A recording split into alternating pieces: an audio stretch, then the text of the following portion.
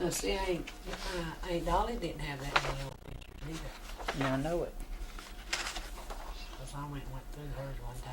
Now I'm going to ask you ladies to talk about as loud as I'm talking now. It would help. What do you want us to talk about? You're just whatever you're saying, but it's just to make it a little louder. Okay. He wants to be here and everything. Yeah, you say. that's right. Oh, this is the Shadwick Mill. I remember that. Yeah. Because we used to live right across the street in front of the office there. A little louder, ladies. Yes. Now these is like the houses they used to have out on Pilgrim Street. Uh-huh. Here, Yeah, they sure did. what they call the shotgun houses.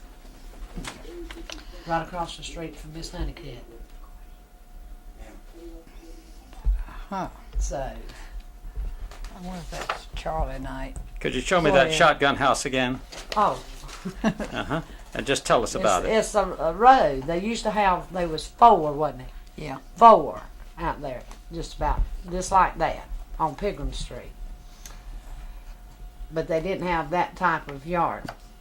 They did have a little bit of grass in it. Do you know And what's then the happening side- there on the photograph? And the side. Looks like to me they're getting water or milk. One. No, Looks they- more like milk. they're- Look at that. That looks like milk. Getting groceries. Yeah, but that's milk. Uh-huh. Well, what do you remember about that time? About that time when Mama used to send me out to Cleveland, I wasn't, what, about 5 years old, Yeah. to get a quarter's worth of bologna.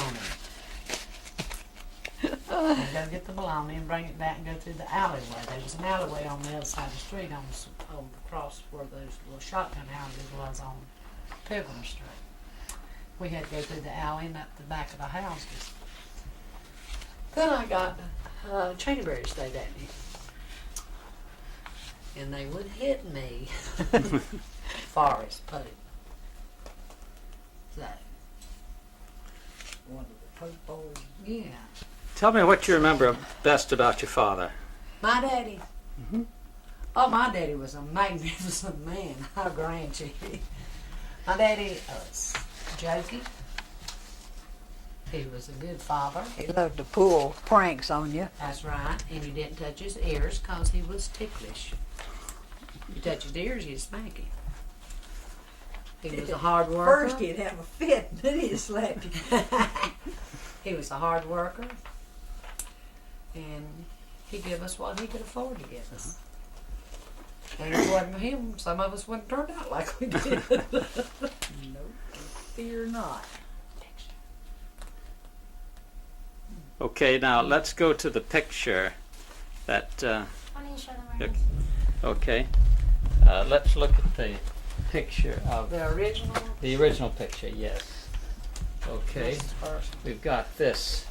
And I It's wonder lovely. if you could go over and tell me who is who.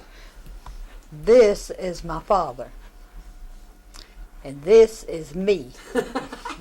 This is my mother. This is my twin brothers, Amos and Andy. And this is Dorothy and my brother Bob that died. He died a few years ago. And this is Earl, the one that she was talking about a while ago. And that is this. Smart, Ellie. And how did that picture get taken? This guy, his name was Kenneth Whitsitt. He was a photographer in Charlotte. And he came out and wanted to know if he could make a picture.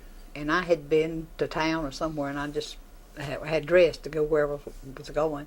And I came back, and they were there.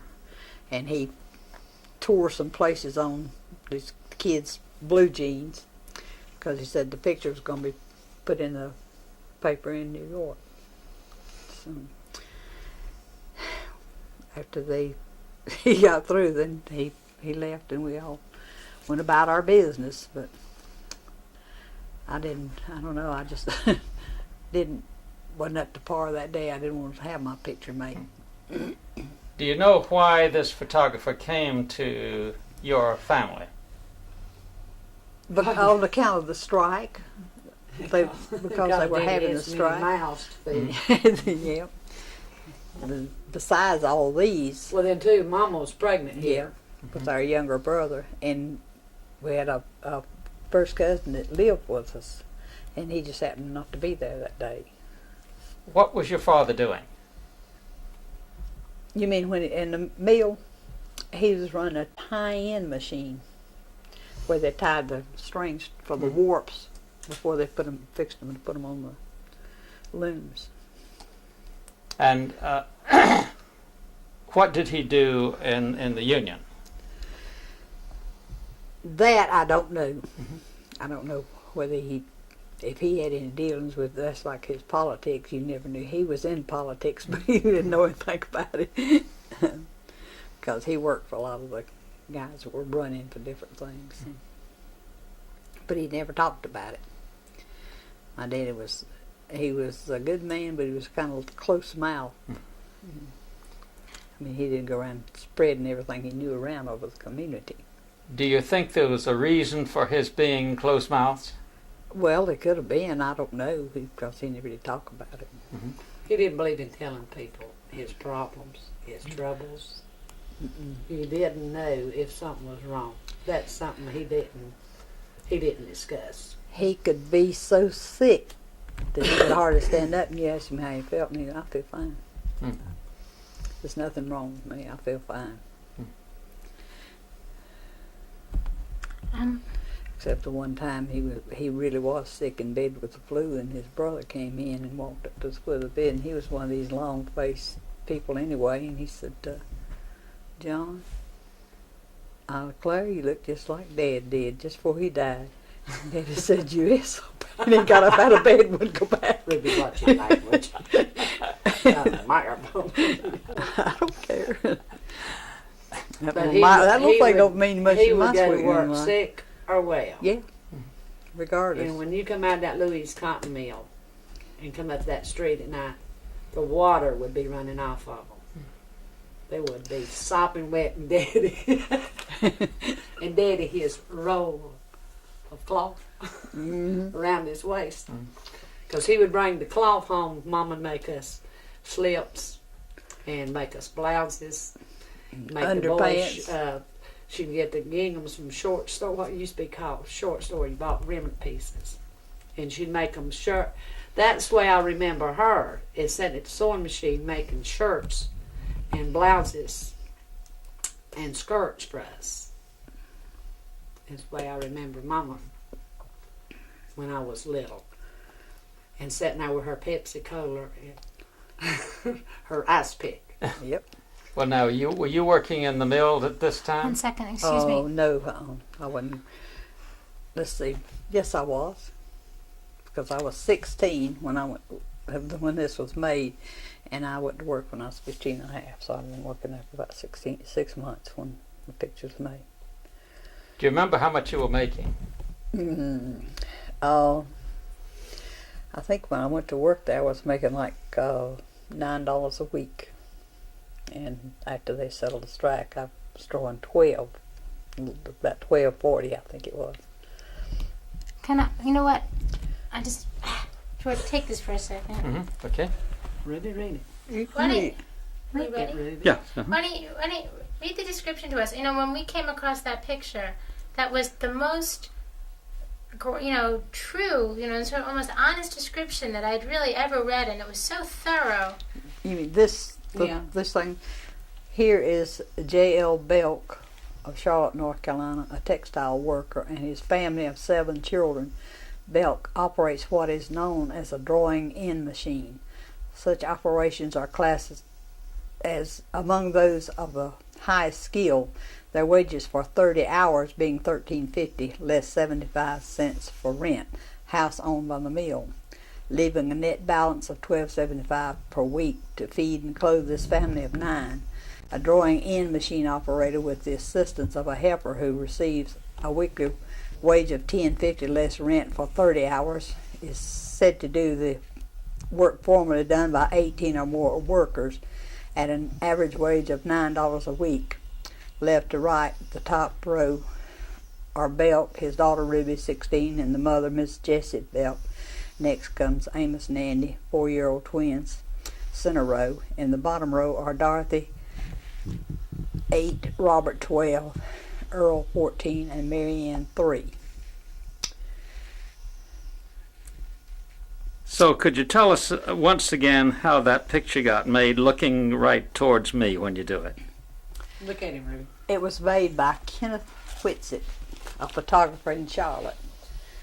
And he came out to get the picture to send to New York to be put into a paper up there, to let them know how the people in the South were living during the strike. Now, what else did your father do during the strike?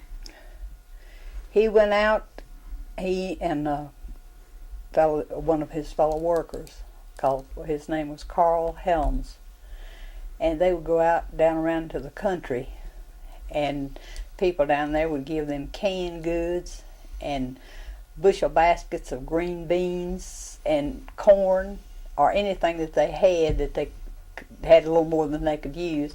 And then about once or twice a week they would go round to the bakeries in Charlotte, and they would give them day-old cakes and cookies and whatnot out of the bakeries.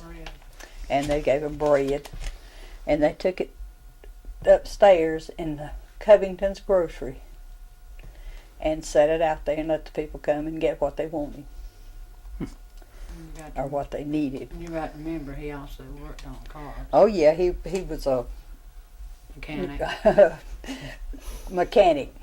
He worked in the yard, and he cut people's hair. He kept everybody on the hill's hair cut.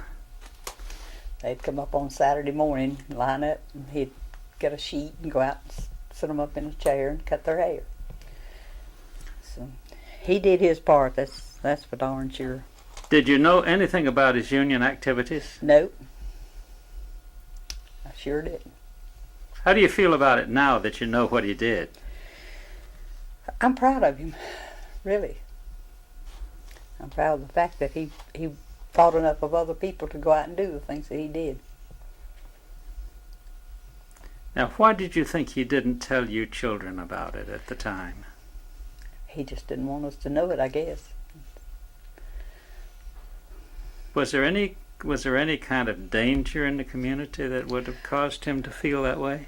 Not that I know of. Not at that time, I wouldn't think so. Mm-mm. That was No. a pretty good place to live. Yeah, it sure was. Tell us about the neighbors and how. Oh, or Mr. McSwain.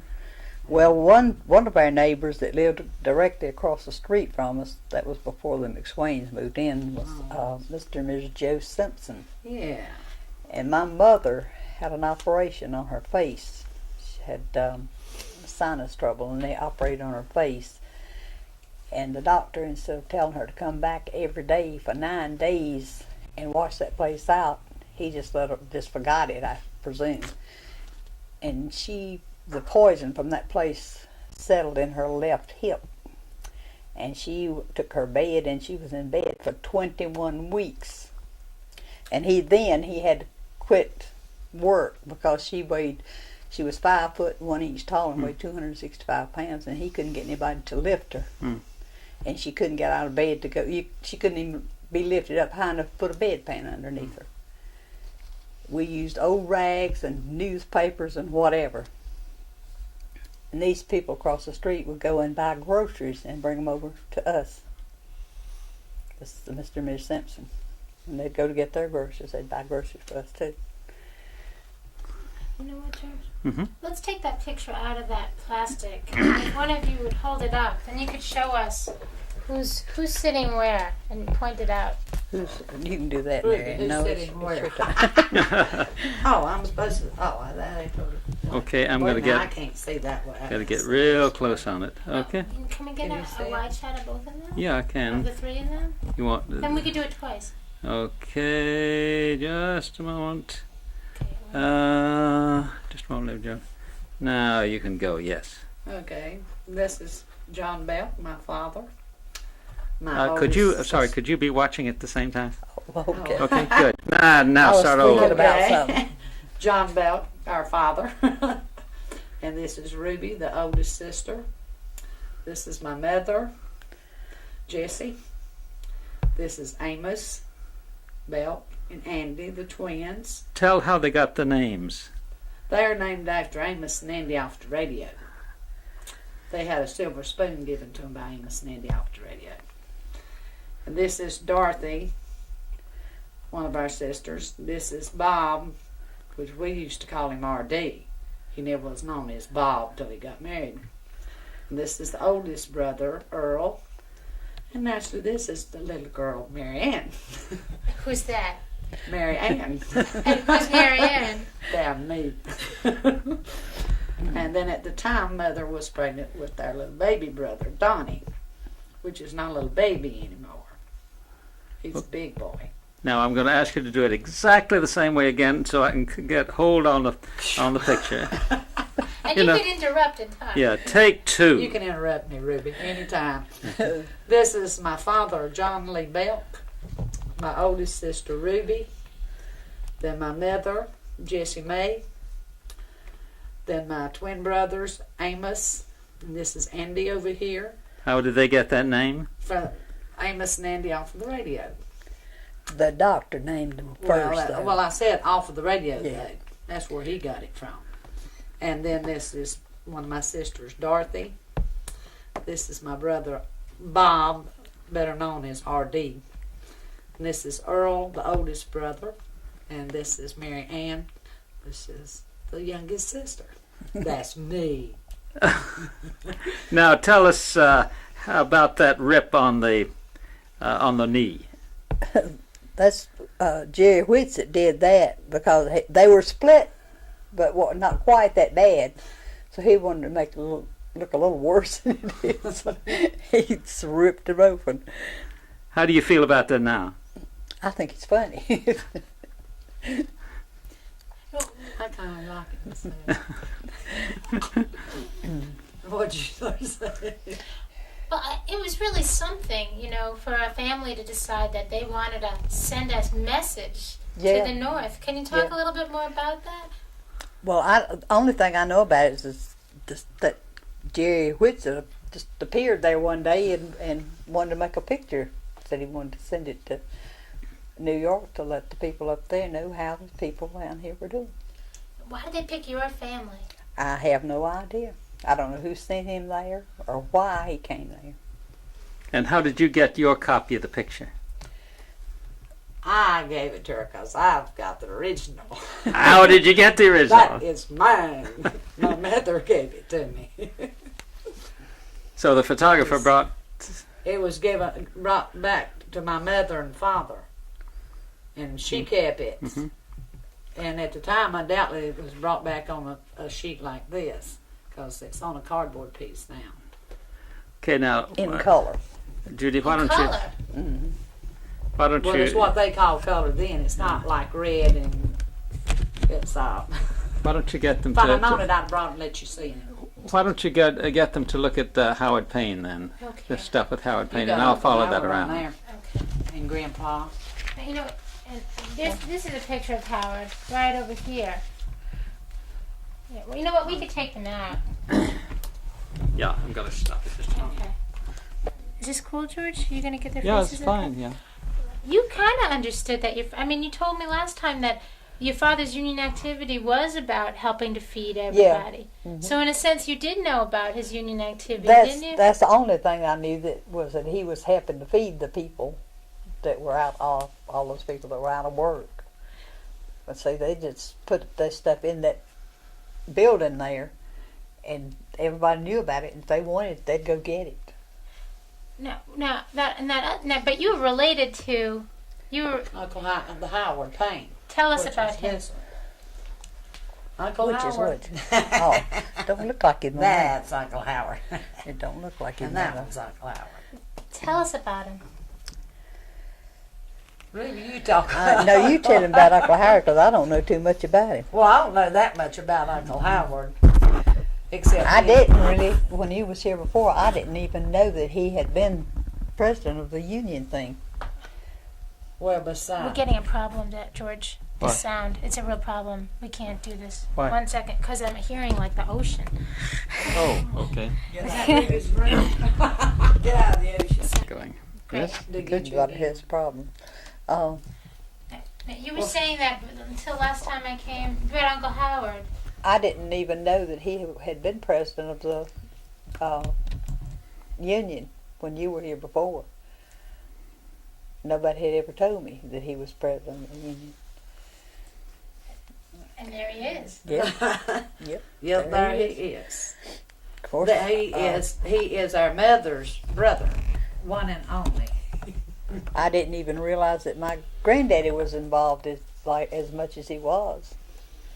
When you were here before, I didn't realize that he was involved in it. Well, what have you found out since then? I haven't found out anything. I haven't talked to anybody about it. Well, I don't know anybody that's living now that could actually He tell did you you ever unless talk Forrest to Green could. Jesse McCoy?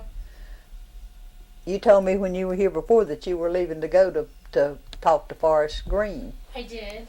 Well, there's McCoy. Is he Jess still alive? McCoy. Jesse is, yes. He is. Uh-huh. We'd love to talk to Jesse McCoy. Now, Wiley Sanders is dead. Yeah, Wiley's been dead for quite a while. And Mr. Wilson's dead. Yeah. And Grandpa's dead. Well, Howard's dead now. Yeah. Can you tell us about that picture a little? I mean, what does this picture tell you? This picture tells me that my grandpa was a good-looking man. Really did. Well, He yeah, really it wasn't too was. bad. No, Uncle Howard's a pretty good-looking man. He was a pretty good feller. That's Mama's only brother. Why don't you read the caption? He's what you got on here. You want it all now? Laying strike planned at Charlotte, North Carolina. A last-minute picket meeting at Charlotte, North Carolina. This group of men is seen in the home of one of the strikers, Textiles, as they met late Sunday afternoon, September the 2nd, to plan To formulate plans for successful guarding strikes, right, and performing pickets due at the Louise Mill. That's ours. To the left to right, standing is J.C. Keller, J.G. Norrell, Wiley Sanders. Those are the ones standing. Left to right seating is J.M. Johnson, Vice President J.E. Barr, John Howard Payne, President, Local 202, Union Textile Workers, and also President, Western North Carolina Textile Council, J.F. McCoy, H.G. Wilson, T.H. Knight, H.A. Payne, F.L. Green. 6 meetings were held daily at the strike threatened in the homes of workers at all mills. So you don't remember any? Do you remember any meetings in your home? We never had any Was- meetings Uh-huh. at our home. Now, when you were working in the mills, how long did you work in the mills? Well, I went to work when I was 15 and a half, and I got married when I was 20, and I quit because I got pregnant shortly after that. And I was sweet. I didn't work in no cotton mill. Why didn't you work in the cotton mill? Because I seen what they went through in the cotton mill, and I didn't want to work in no cotton mill. She worked in the hosiery mill. I worked in the hosiery mill, and I worked for Cress's dime store, and then I went to work making slips at a slip factory. But the work down in the cotton mill, I said, if the good Lord let me live, I'd never do it. No. I'd see them come out there sweating wet, take my daddy's supper to him down behind the mill, and him come out there soaking wet. No, no. Now, I went in there and done some of the things. He was trying to teach me, but I didn't like it, so I didn't do it. All of them did, all of them but me. How long after that was the Howard quit and going to the police force?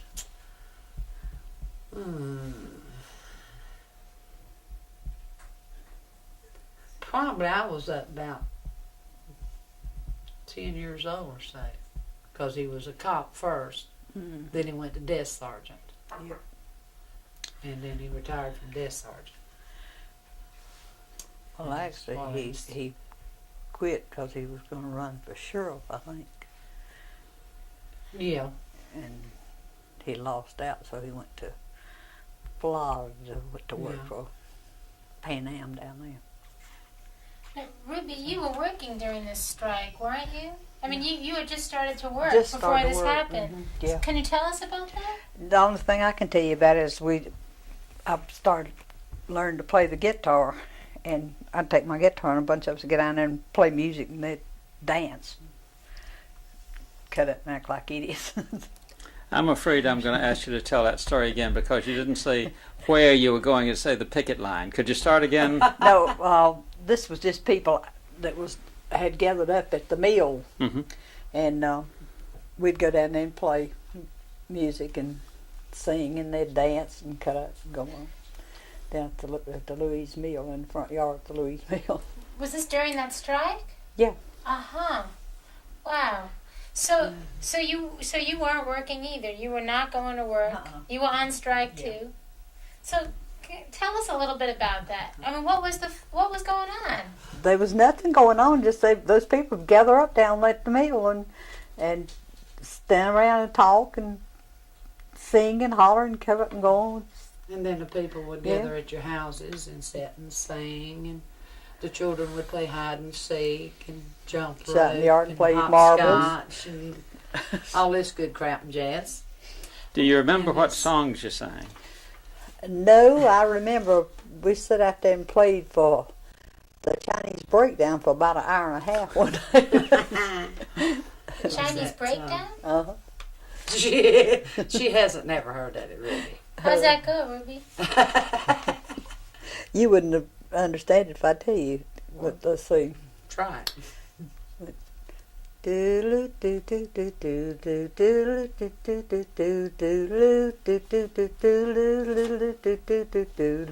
And it's over and over and over and over, same thing. What do you sing? You don't say anything, it's just the not- it's music. just- Now, what kind of opposition was there to all these people not going to work? None. Nobody bothered them. I mean, they didn't have, fights or stuff like that. You actually, in that section of Louise Avenue, Belmont Avenue, Pilgrim Street, Parsons Street, almost up Central Avenue, you had some good people there. They were all friendly. They were all helpful. They helped each other. They was there for you if you needed them. If you was sick or some kid got hurt, they were there no matter what. Most of the mothers stayed home and took care of the kids while the others went out, the fathers went out to work, or the older children went out to work. So we lived in a good neighborhood. But you wouldn't believe it if you go over and take a picture of it now. That you should have. You'd enjoy that one. Take one of Louise Avenue and Pilgrim Street and Parsons Street. Yeah. Well, I tell you, frankly, I wouldn't advise you to go down there because I wouldn't go. It's all black, and you don't never know. There's been several killings over on Pilgrim Street. But you just not would believe it. That's why you look at these houses. Now, if you could have seen them before they moved the blacks in there. When these houses were sold to the mill workers, they put back. We didn't have bathrooms inside. Oh, none of this. Didn't have sinks in the kitchen. You had to go across the street to get water. You went down the path to go to the bathroom. And then when they bought them, they all redid the outsides of them, did the insides, wallpaper, done everything. Beautiful homes after that. All those old people took care of those homes until they started dying off and some having to move and so forth and so on. And then when they started renting them, they look worse now than they did when we were kids and lived in them. Although we could see through the floors when we lived in them. Scrub the floors, the water goes through the bottom. Can you remember when you first moved in there? That's where I was born, Dad. I was born when Mama lived there. Now, Ruby, you was born over at Hoskins, wasn't Yeah, you? no, yeah. Ruby was born at Hoskins.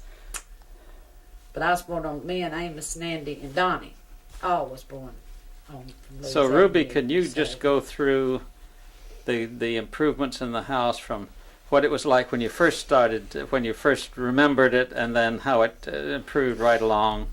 And if you could, how old were you kind of when each one of those When things I- happened? Dad and them didn't buy that house till after I left, did they? No, you was done gone. I had already married Mhm. and gone, so there hadn't been anything done to it when I left there. No, but I was thinking when you first moved in, you had no water and that No. kind of, could you start just We right had from the a- first? There was a cord hanging down from the middle of the ceiling, and at the end of the cord there was a light bulb. And you pull a chain and turn your light on. And nothing like receptacles in the wall, there was no such thing. The walls inside were wood, up so far, and then plaster from the middle of the room up. Mhm. And it takes a heck of a lot. And most everybody had bed bugs. Change is really big. Bed bugs.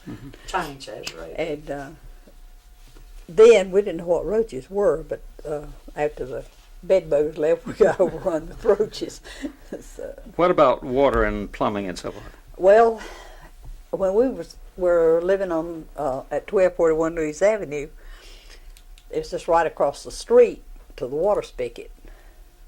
But before then, anywhere else we moved, we had to walk as far as sometimes as far as from here down to the end of the street to a water spigot. And I mean, cold water, we didn't have such thing as hot water in the house. Had dish pans, wash dishes in. And kitchen cabinets, metal kitchen cabinets to put the dishes in. We had a closet, and Daddy put shelves in. That's where we kept our surplus food. When we had canned goods and stuff like that, that's where we kept them in the closets. And then we used fireplace for Yeah, heat. we had a fireplace. Used coal in the fireplace. Then we had a refrigerator, an ice box to put the ice in. We had ice delivered. And everybody had a pan that to put under the ice box to catch the water. My daddy got smart, so he pulled out the refrigerator ice box, bored a hole in the floor, and put a funnel in it, and the water went on out to underneath the house. Could you tell us about when they put in the bathrooms? No, because I wasn't living there. I can't tell you anything They about that. closed the place off on the back bedroom. But you had On the the bedroom and porch. it went off onto the porch because the back porch was long. And, what would you say, about 6 by 11, 6 by Yeah, 12. something like that. They built that. Now that would be the picture you would like to see too. Because when they fixed the bathroom, and right after they fixed it, my daddy hung his head out the window with a roll of toilet paper in his hand and let them know that we had a toilet. And then that's when they started that. That's how Daddy got his back hurt because they dug a ditch to put the water lines in. And he had to be out to work at like 5 o'clock in the morning. He would go out to go to work. And then he fell in the ditch. And that's how he hurt his back. But he worked on until they closed the mill down. Then we fought for about 3 years to get his Social Security for him because they didn't want to give it to him. And we already had 5 doctors' signature that he was disabled to work. He couldn't have worked. So we finally got it started. But then they... Go ahead. George, maybe you could tell them a little bit about what we're doing, where these pictures come from. Just, these pictures, I'm just wondering what you think about seeing your family. I mean, seeing your family in these kind of pictures and the people that you know from your community. Oh no, I mean, this is kick for me. Because I like to keep them anyway. You should see the stuff she has. She has books, and even everybody in our family that's died, she's got it in a book at her house. And anytime you go into her house, she writes down on one of her books the day that you came there, what date was, what the day was, and what time it was, and how long you stayed, and when you left. So it's really a lot of fun. Don't let her jash you. And if I go around and one of the other kids has got an old picture, they're either going to let me borrow it or they're going to give me that one because it's going in my books. Well, now what we're trying to do is to make movies and tapes and still pictures and records. George, I'm just going to focus on you, and then Sure. you can tell me that again, okay? Tell me when you're ready. I will. You could almost pass my grandpa. I don't have a long enough nose. Well, we can straighten now. See, Grandpa's nose really don't look that. No, See, you're his nose don't just really look graduating. that long. You're just exaggerating that. So. See, mine Yeah. just, I mean, to me, I get my face is smaller than hers, and that's how comes. I always excuse me having banana nose. That's, Okay, it's a skeet shoe, really. But Ski slide. no, skeet shoe. I guess Oh, I was you're right the trying to first check time. her? yeah, no, Nah. she's just trying to make. But see that's like when Grandpa was down with Mama. See, his time was spent between Aunt Dolly's house, Uncle Howard's house, and Mama's. But he preferred to stay with my mother because she had all the kids. See, and on the back before they built the bathroom in, like I said, the porch was long, and then it had Daddy made a shelf out there. And you went across, you had to go way across the street to get water, bring water over there in water buckets. And then we filled up 4 wash tubs and a wash pot for the clothes to be washed, because they boiled the clothes then and then scrubbed them on a rub board and things and then reached them. And then he would sit out there in the back and he raised tomatoes, tomatoes. That was back in the good days. And he would raise his tomatoes, see, and us little kids would go steal Mama's cold biscuits and go out there and steal Grandpa's tomatoes. And he'd say, "Tana tana, tammy choo children, leave my papers alone." He stuttered. So, he stuttered. But he was a very special man, really. He liked his beer, his liquor and his beer, whatever have you. A lot of times he'd go down to the corner down there and he'd get a little polluted and you had to go get him, bring him back home. But he didn't bother nobody. And see, now my son, my youngest son, has got a watch that Uncle Howard won a gambling. Uncle Howard won it gambling. Now I did get him to tell me that story. He won it gambling, and he gave it to my grandpa. Well, Grandpa was 75 when he died in 47. So he gave it to my daddy. All right, my dad's been dead 13 years, so you can sort of figure it from the time Uncle Howard gave him the watch till it got back to my youngest son. And it didn't lose time. It kept perfect time. Well, it keeps perfect time. Well, let me tell you what we're trying to do with all of this. We're trying to do for the whole Southeast and for textile workers all over the place what you're doing for your family. That is that we're making a big collection of oral history, tapes, pictures and so forth to go in the different museums. For example, we were just over in Gastonia this afternoon talking with the mayor and the fellow who runs the museum over there about what they're doing, and they will get copies of what we're doing that will go in that museum, you see. So that it's not that we don't trust you, but we know that if you just count on individuals keeping their attics, things begin to happen. Oh, yeah. So what we'd like to do is both encourage you to do what you're doing and also put it into a public place where everybody can get to it. But George, why are we collecting these specific pictures? Well, these specific One pictures- second. I'm gonna. Like right now, I've got 8 packs of pictures that's got to go in albums. I got to go get 2 more albums. I like to keep, like in my death books, I call them. They're my death books. That's where I keep my obituaries, or thank you notes where I've been to funerals or whatever have you. Going back to where, like people that lived on Lee's Avenue, the older people that my father was friends with here, which he lost his last best friend Thursday down here. But all of his friends that he had up on Lee's Avenue, when they's come out, then I tried to get the obituary so I'd have it in there. Then I'm trying to get all the death certificates of like my grandmothers, my grandfathers, my little brothers and sisters that are dead, because there's 3 kids dead, so they was more than what you see on that picture. So, there's 2 boys and a girl dead, besides the other boy that died 6 years ago. But keeping up with this, see, it gives my children something to go back to and to fall on to, and to know what my relatives had, what they died from, my mother and daddy. So, like if they go to a doctor and they say, well, the so-and-so run your family, yeah, my grandmother, my mother's mother had so-and-so, my father's had so-and-so. So it comes in handy.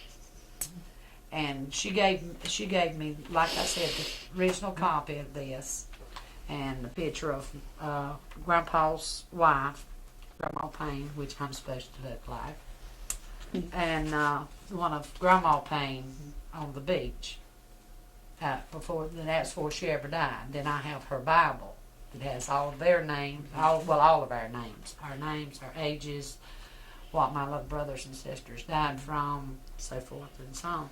So all they got to do is go back over the records, and then I keep adding into my Bibles, plus my category of books, is really because.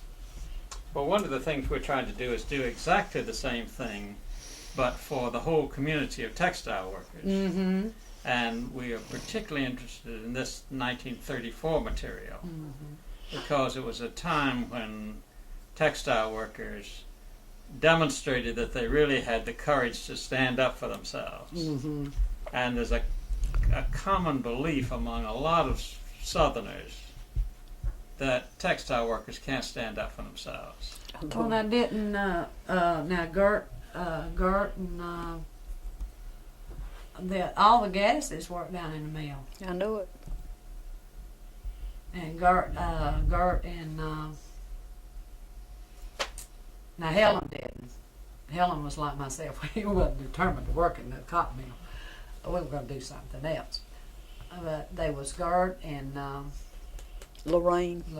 now Gert and Lorraine and the other sister, because now Bunk's dead, Jack's dead. These are No, all Paul Geddes. Paul is still living. Paul's still living. So now, like Gert and them, they would have more. Loke and them would have more. Because now Loke, is she the same age you're, a little older? I think Lorraine's just a little bit older than me. How old would that be? She would, Me, Mhm. I'm 73. so Loke is about 75 or In 76. fact, I'd make it till August, I'll be 74. She's 75 or 76. What does it say on the back? Those are the Clonagers. That's a Belmont, in Belmont. That's in Belmont. Yeah. Now, did you people mix much with the people in different other cotton mill villages?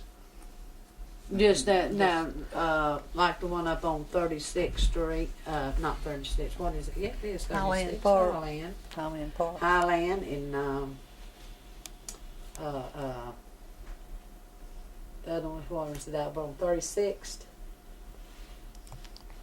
Johnson Mill and Mill. Highland Mill. And then now y'all did over in Hoskins, when y'all was living on Hoskins. Yeah, and Daddy was we working lived in the there. mill at Hoskins. Do you recall any time when people were made to move out of mill houses for any reason? No, because they didn't make us move. If you could afford to buy them, once they decided to start selling the mill houses, if you could afford to buy them, you bought them. I wondered when you were working in the mills, was there any when the company owned the mills? Yeah. I've never heard of anybody being put out. Not me. Let me show you what I mean here. This happened to a lot of people. George, you're stepping on the microphone cord. Okay. Is that are these eviction pictures here? Could you just pick up your left foot? Yeah. Thanks. Are these eviction pictures here, Judy? They're in there. Yeah. Oh, okay. Let's see if I can't find them. Oh. Yeah. Yeah, here, for example. This is in LaGrange, Georgia, I think, where these people got put out in the street. Well, for heaven's sakes.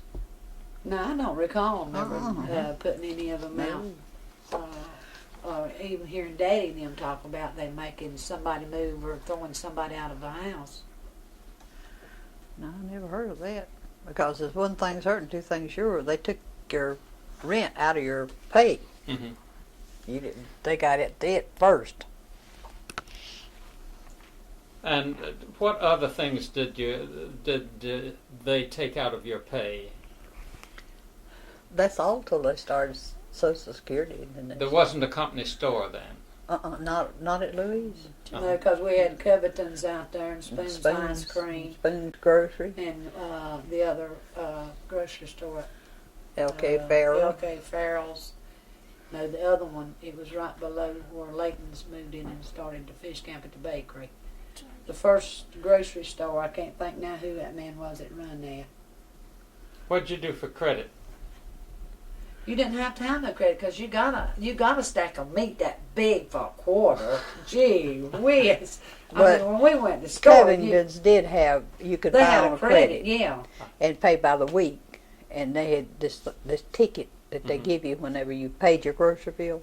On the back of the grocery bill it said, "You need your money and I need mine. If we both get ours, it'll sure be fine. But if you get yours and hold mine too, what the hell am I going to do?" Yeah, see. Did you get that? Yes, sir. That's a great one. Let's see if you could repeat that. You need your money and I need Just mine. tell us where this Wait a This second, was wait a at- second, wait a second. I'm this just was gonna at make sure. Covington. Wait a minute, she said. It's on the ticket behind the cover. Yeah. It's Well, I'll Covington. tell you when. Wait a minute, she's gonna tell you when to do this. Okay. It's Covington's Grocery. NJ, wasn't it? NJ Covington's Grocery. And the ticket that they gave you at the end of the week. Could when you start paid that again? I'm sorry. Yeah, I just started. Oh, you're slower than I am. It's N.J. Covington's Grocery Store on the corner of Belmont Avenue and Pigram Street. And they ran credit there. You could have a credit charge. there, charge your groceries for a week. And then when you paid, they gave you this ticket. On the back of the ticket, it said, "You need your money and I need mine. If we both get ours, it'll sure be fine. But if you get yours and hold mine too, what the hell am I going to do?" She's liking this. Now, George, why don't you explain why those folks got evicted? Well, these people got evicted because they joined the union Mm. and went out on strike.